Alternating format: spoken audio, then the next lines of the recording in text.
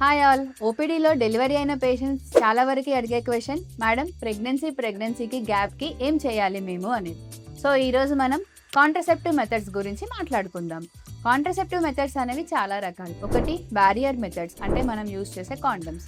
Second thing oral contraceptive tablets వేసుకోవడం. Tablets వేసుకోవడం వల్ల మనకి అడ్వాంటేజెస్, డిసడ్వాంటేజెస్ రెండూ ఉంటాయి. రెగ్యులర్గా వేసుకోవాలి, టాబ్లెట్స్ ఒక్కరోజు కూడా మనం మిస్ చేయకూడదు, అండ్ దానివల్ల హార్మోనల్ సైడ్ ఎఫెక్ట్స్ కూడా మనం ఎక్కువగా చూస్తాం. ఇంకొకటి ఇంజెక్షన్స్ ఉంటాయి. ఇంజెక్షన్స్ కూడా మనం హై డోస్ ఆఫ్ ప్రొజెస్ట్రాన్ తీసుకోవడం వల్ల బాడీలో చేంజెస్ ఉంటాయి అండ్ హార్మోనల్ సైడ్ ఎఫెక్ట్స్ కూడా మనం చూస్తాము.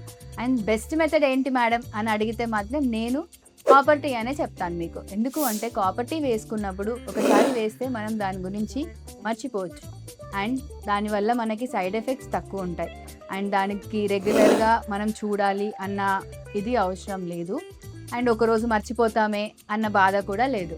సో కాంట్రసెప్టివ్ మెథడ్స్లో copper T better. But copper T వేసుకున్న వాళ్ళు తీసుకోవాల్సిన జాగ్రత్తలు ఏంటి అంటే అది థ్రెడ్స్ కరెక్ట్గా ఉన్నాయా లేదా అనేది కొంచెం రెగ్యులర్గా ఫీల్ అవుతూ ఉండాలి అండ్ రెగ్యులర్గా మీ గైనకాలజిస్ట్ని కన్సల్ట్ చేస్తూ ఉండాలి.